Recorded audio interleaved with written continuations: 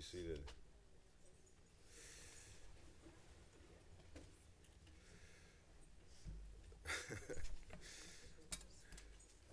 You are a big family. You're a big family come to say goodbye to a big person. And it was wonderful to spend time with the whole assemblage of you last night. And it was very clear that as I sat with you, I said this to you last night, that sometimes I'm with families and, there's a lot of ambivalence and a lot of sometimes you have to urge a family to find their love for somebody, and you guys exuded love for Irwin and for each other. So thank you all to be with this big family, to say goodbye to Yitzchak ben Shalom V'ita, Irwin Herschlag, who, as you all know, passed away so unexpectedly on his way to visit Israel. So thank you for being with this big family, those who are here and those who are not able to reach. Irwin's children, Miriam and Jonathan and Meirav and Yishai, Laura, Aya, Maor, Matan, Harold and Leslie, Martha, Janosch, Anna, Sarah, and Ava. His brothers, Herbie, his wife Jane, and Jackie and June, and Yocheved and Jeannie, all who loved him, of which there are so many. I often find myself in this very spot next to a box. And boxes seem so small, and lives are so big. And Irwin was a big person. I knew him a little bit, because he would come around the shul, and so I met him on any number of occasions. I certainly didn't know him well, but it was very clear that this was a person with enormous personality, enormous capacities for love and laughter and joy in life. Aristotle has a concept in his ethics that there are people of big souls, and he uses the word magnanimous to mean a big-souled person. I don't think that Irwin exactly matched Aristotle's definition of the big soul, because he referred to something pretty Greek and not so Jewish, but but Irwin was a big soul. As you look at this small box, which contains a big person, a lot of love, and a little bit more, try to think not only of the smallness of the box, but the bigness of the life. In this box, think of a young man born in 1929 who grew up in Jamaica, Queens. Think of a student at Brooklyn College. Think of a young man in the Army who, by dint of his cousin Judy, Yocheved's friendships, he was sent into the Army, and because he knew Yiddish, they sent him to interrogate German prisoners during the Korean War. The Army always has its plans. Actually, he never did go, but thanks to Yocheved, he got involved with the chaplain, and he was kind of muscled in to be the assistant chaplain on the base. So he found that amusing. Think of a man who was, for a time, one of the madmen.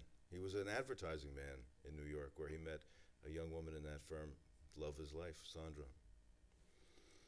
Think of a man who ultimately came to be an attorney, who was great at making money for other people. Think of a man who raised up 4 wonderful children and a huge family full of love. As I said, I met Irwin on a handful of occasions, but certainly didn't know him well, and some of you know him from the day you were born and with all the love in your heart. So the people who are going to speak are going to be you. But before we get to the hespedim, the eulogies, I want to do the one major ritual that we do at a funeral time. In a funeral, our lives, hopefully we feel, at the passing of a precious person, hopefully we feel that our lives are somewhat ripped. So we do kri'ah. We rip our clothing to make in this gesture full of poetry, a gesture that says that the fabric of our lives are ripped. So I'm going to invite, I think all of you have chosen, or many of you have chosen, both the immediate relations who are expected by Jewish tradition to do Kriya, and some of the more extended. So I'm going to invite everyone who's wearing a ribbon or planning on doing Kriya to please rise.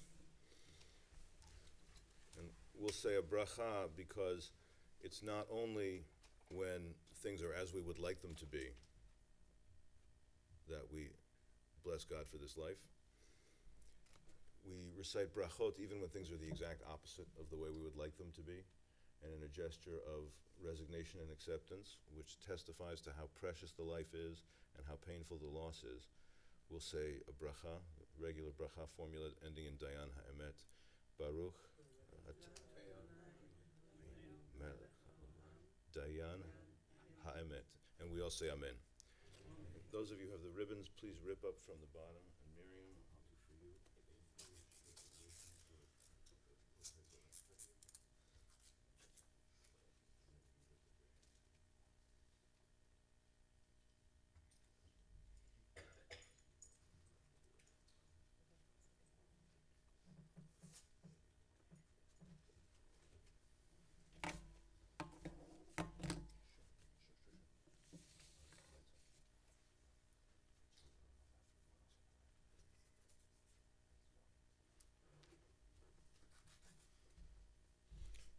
Please be seated.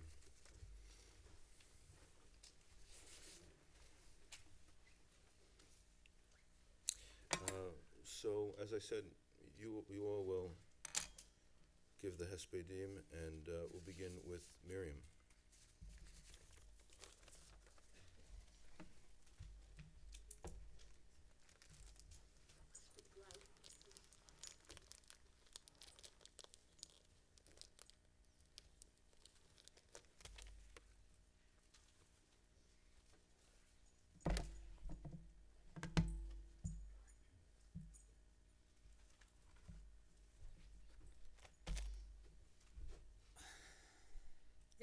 If Dad had to go, this was the way to go. That's what I've been hearing for the last few days. It's true, it was a quick death as he happily headed for a visit with us in Israel after weeks of meaningful, joyful interactions with people he loved. He lived to what many would consider a ripe old age. He was physically highly functional, mentally acute, enjoying life when he died. That's no small thing. Even the fact that he was alone when he died, an especially painful detail for many of us, can be counted as a plus. Dad would certainly appreciate that none of the grandchildren were there to witness the terrible moment when his body became just a body. The list of silver linings just goes on. It's a dayenu for dying. And it's all true. But let me say, it really sucks. I want him to get on that plane and come to us. I want that bear hug at the airport. I want my dad to come into our kitchen and rejoice beyond all reason when he sees the big bowl of tomatoes waiting for him on the counter, and hear him insist that I shouldn't have gone to the trouble of clearing closet space for him. I want him to have those special moments with Yishai and Meirav, to quell over the great work Meirav is doing with young immigrants and her plans for rescuing the planet, and to accompany Yishai back into civilian life just as he was there for him when he was drafted into the army, to go to the basketball game Jonathan bought tickets to. I'm greedy for more. I want a bottomless cup of Dad.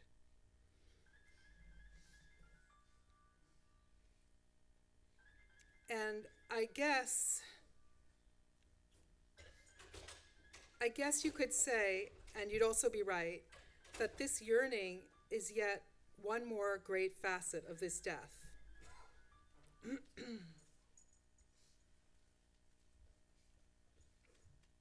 There are so many people who wanted more father, more grandpa, more Irwin. Instead of giving you a big hello kiss, Dad, here we are saying goodbye to you. We are left, bereft, not to sum up a life, but to start telling ourselves the story and stories of who you have been and will continue to be for us, to hold on to you tightly while somehow letting you go. And in the Jewish tradition that you loved so much, we are permitted at this moment to say a few last words directly to you and imagine that your lingering spirit can still hear us. So the words are, don't worry and don't regret. Your legacy is strong and clear, it is large, and it contains multitudes. This Shabbat, a hazy twilight Shabbat, Sabbath before the funeral, the Torah reading was Yitro in Exodus, which includes the 10 Commandments, Aseret HaDibrot, or the 10 words, or the 10 things. And Dad, here are just 10 of the many things that seem to guide you, that will stay with me. One is be yourself, and be yourself fully. You felt that roots were profoundly important and that it was unhealthy to cut yourself off from your past. When we moved out to New Jersey, I remember you taking Laura and me back a few months later to see our old Central Park playground.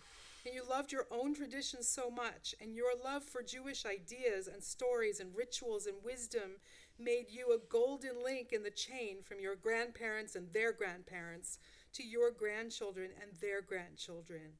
You believed that people could improve, but not that they could change deeply. This was an epic tension between you and Mom, who believed that change really was possible. And together, you were both so right.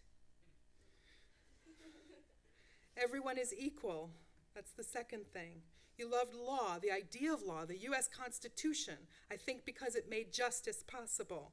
Maybe it was Papa Shulam's socialism or growing up in the era of an achievable American dream, or both. You were a natural feminist and an advocate for racial equality and desegregation.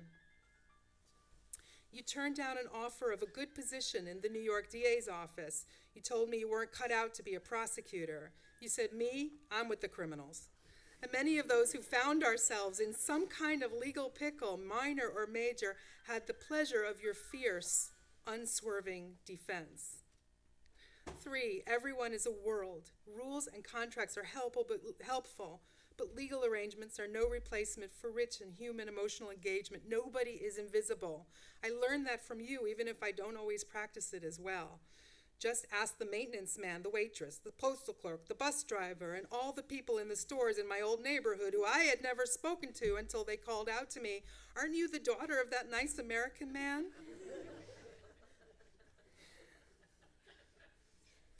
4, helping helps the helper. There was no joy for you like the joy of being able to improve someone's condition or help carry their load. 5, sometimes you do have to fight. You were not Pollyannish. You felt there were fights worth fighting, that, for example, anti-Semitism wasn't curable, that bullies will only respond to force. You were no pacifist. Humility, no airs, no fancy talk. Once when a guy who'd been arrested called the house late one evening, I heard you reassure him that you'd be right there and that you'd be the fat guy with the beard. You, the guy who scored so far off the charts on your law boards that Columbia called you to apologize for misplacing your application even though you had not applied. And perhaps part of this was the genuine pleasure you actually took in simple things. A hot shower, an Israeli tomato, bread and butter. That wasn't some kind of ideology for you. It was a simple fact you were quite vocal about the tomatoes. There's always a different way to see the situation. That was another thing. It made you good at law, useful in a crisis, helpful in setting up a room, figure out where the tables go. Your incredibly sharp analytical mind was a powerful troubleshooter and problem solver. The noise that went on your head could be overwhelming. Sometimes we could hear the gears turning. That phrase we like to use, think out of the box, didn't really apply. I don't think there was ever a box for you. Face your fears. You fall, get back on the bike. Car accident, get back in the car and drive. And love for family. Both the Herschlag and Green sides were huge, looming concepts for us, characters in our stories. You'd walk 1,000,000 miles for family, and the definition of family was a very fluid one. We were raised to call your dearest childhood friends uncle, and our house was an open tent, open to anyone. And when it comes to love, more is more. It's limitless, not a resource you need to dole out. You connected with more and more people, and the well was still full. It's telling that you died with 3 phones in your pocket, and despite Harold's theories, we're pretty sure you weren't a drug dealer. In fact, Martha points out that in total you had 5 working phones, 2 email accounts, Skype and Facebook. She's not sure you ever figured out Viber. You were active on Facebook and kept in touch with many of the Kikut girls' friends. And in return, you received so very much love. In one version of those 10 commandments, the directive to honor your parents comes with a strange rider. It says in part, honor your father and your mother so that you may live long. Other commandments don't come with promises of a reward, and how strange that this one promises long life. Why would honoring your parents bring the reward of long life? I think the solution to this riddle may be as simple as this. When children see their own parents care for their grandparents, they will do the same, and their children will do the same. And as a result, they will actually live longer. Dad and Mom honored and cared for Grandma and Papa. They paid it forward, although they would deeply object to that terminology. And indeed, with Dad, so many people honored and loved and helped him. Considering his less than healthy physical habits and the deep state of emotional mourning he entered after Mom's death, there was no reason to be sure he'd last even this long. But what he lacked in healthy habits was more than compensated by the constant help, material and spiritual, that he received from his loved ones. The grandchildren who fussed over him and kept him young. Harold and Leslie and Martha and Janusz, always there, checking, hosting him, cajoling him, worrying about him. This was not always easy. Laura and Jonathan and I, living so far away, appreciated so much that you were doing so much of the heavy lifting on that score. Aunt Judy, Yocheved, an anchor, a friend, a port in a storm. Herb and Jane, Jack and Judy, friends like Lisa Flegel and Susan Matz, and so many others who enriched his life and showed their love. And forgive me for not naming you all. You showed such wonderful kindness. And to end this for now, I must mention one final posthumous kindness of my father. When Mom died 14 years ago, a protracted and searingly painful death, she had one clear instruction.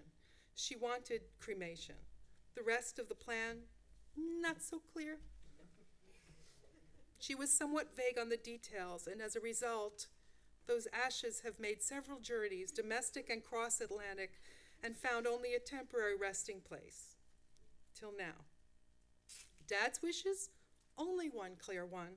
I go where Mom goes. And here we had a riddle: to cremate his body as my mother did, or bury it as seemed more in keeping with his traditions. I was in the air on a plane when the decision was made, so I'm free to say that the resolution is a stroke of creative genius. A traditional burial that reflects Dad's solid bond with his Jewish tradition, and in so doing also serves as a home for the wandering remains of the woman he loved for her utter originality. I am certain that both Mom and Dad would be delighted at this rearrangement and at the realization that just this one time, the solution to the conundrum would be so inside the box. May you both rest in peace together forever in our hearts.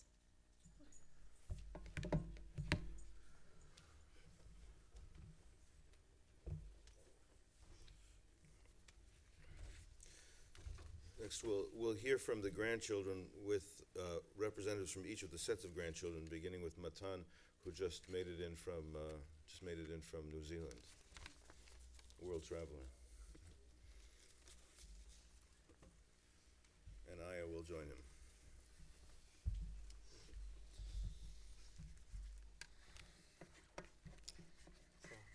Hi.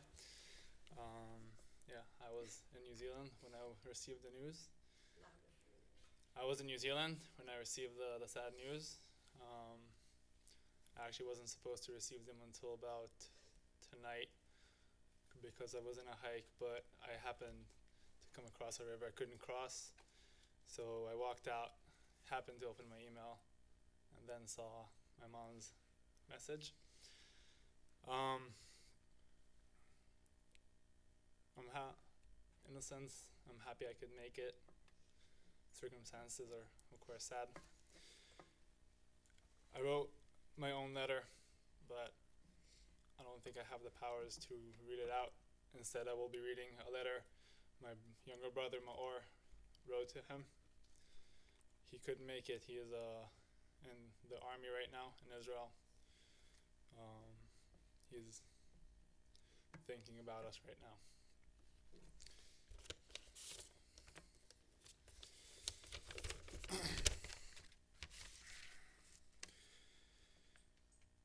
So they said I should probably write something so they can read it at the ceremony. I feel like I should start off with a joke, but for some reason I really can't think of anything funny. I know, Mom, I'm just as shocked as you are. Anyway, so when I was 4 years old, we went on a family trip to the US. At a certain point, I was abandoned by my family, left only with you and Grandma, which was a tough situation since I knew very few words in English and you barely spoke any Hebrew. Fortunate for us, we managed to communicate well enough to understand the only possible solution here would be one thing: ice cream. Anyway, Mom and Dad came back and found me very frustrated with the situation, even with the ice cream solution. And that's when I told Mom, from now on, we speak English only. Fast forward a few years, you came to Israel for a couple of weeks, and at some point, I picked you up from the train station. And again, I find myself with you, nothing to talk about, and no ice cream nearby. You tried starting the conversation, I tried starting it, but both attempts didn't last very long. Eventually, I had no other choice but to put some music on to make things a bit less awkwardly quiet. I put one of my favorite discs, and the first song started playing, Fly Me to the Moon by Frank Sinatra. All of a sudden, we both start quietly singing along. Needless to say, by the end of Luck Be a Lady, we were already singing together, doing second voices and drumming, and I'll admit, there might have been a little bit of dancing too. We lived half a world away from each other, and definitely did not get to spend enough time together. But you still managed to give me so much. From ice cream to Sinatra, and many more. I can't really think of a proper way to end this letter, or whatever this is, but I asked Mirav to bring you the disc we listened to, just in case you'll have a CD player wherever you might be. This is a CD, a specific one. As Winnie the Pooh said, how lucky I am to have something that makes saying goodbye so hard. Grandpa.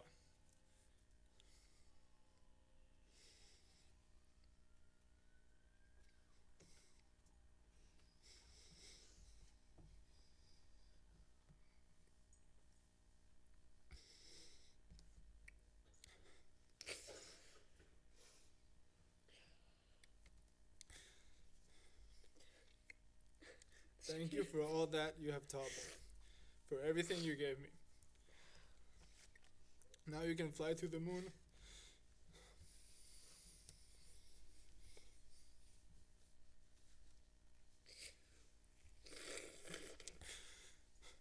And look upon the stars. You will always be missed. P.S.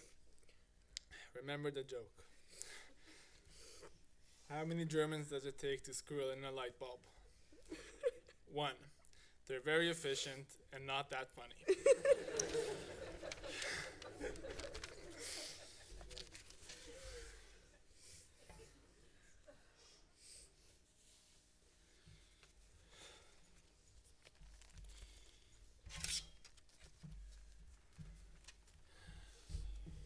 Next we'll invite Mirav. No? Yes? You want to go last? Okay.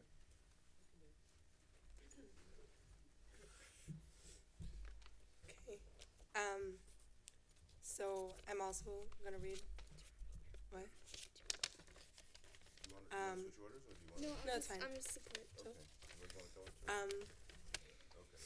So I have something from my brother, who couldn't be here, and then also something from me that I wrote. Okay. This is from my brother Yishai, who's in the army back in Israel and couldn't get released to make it here today. Here's what he wanted me to say. I wish I had more grandpa time, especially now when I'm getting out of the army and can actually spend time with him. I remember once in the car in Burlington, Grandpa told me that since Grandma's death, the last years of his life had been a great bonus. What do you mean by a bonus? I asked. I miss your grandma, he explained to me with his usual patience and sincerity, but the bonus is getting to be with you guys. Meirav told me that when Ima heard about her father's death, she thought out loud, how can such a big guy ever die? Grandpa, who we also called Papa, taught me how to be a big person, a big guy. There's a famous joke in our Herschlag family that ends, no soap radio. It's a never gets old Schlager with a stupid punchline, after which everybody bursts into nonsensical roar of laughter. That is, except the one person who's new to the joke. When we were young and told it to Grandpa, we started to laugh, but he suddenly got angry. That's a mean joke, he said. What? We were laughing hysterically. What do you mean by a mean joke? He said to us, it's about ganging up on someone. There's always one new person who gets singled out and then made fun of for playing along with you because he or she didn't get it. Papa's observation was true. It came to protect someone from being embarrassed by others. Radical compassion, the kind that always asks, what does this person in front of me really need? It could be any person, any age, a relative, a friend, or a stranger. Whether it's a hug, some helpful advice, or someone to go over to deal with the bully. It's the kind of compassion you can afford yourself as a big guy with a big heart. I was truly excited about this trip to Israel, being mature enough to hear stories and listen to his wisdom that I wasn't ready for earlier. Lessons in what you'd call in Yiddish, being a mensch. I used to be jealous of Anna and Sarah and Ava for having a full-time grandpa. We got him only on occasional trips to the U.S. or when he came to visit Israel, but usually through talking on the phone. Mostly I had Ima's stories about him. It would have been nice to have a few more of my own. For me, the best way to remember Papa is thinking about the sides of him that I am and the ones I hope to be. The part of me that is Papa will always be a part I'm aware of and love. That is Ishai. And I wrote something too. When I think about Papa, the first thing that comes to my mind is his ears. Papa had the biggest ears. And when I think of those ears, I think of their two main functions, wiggling and listening. The first function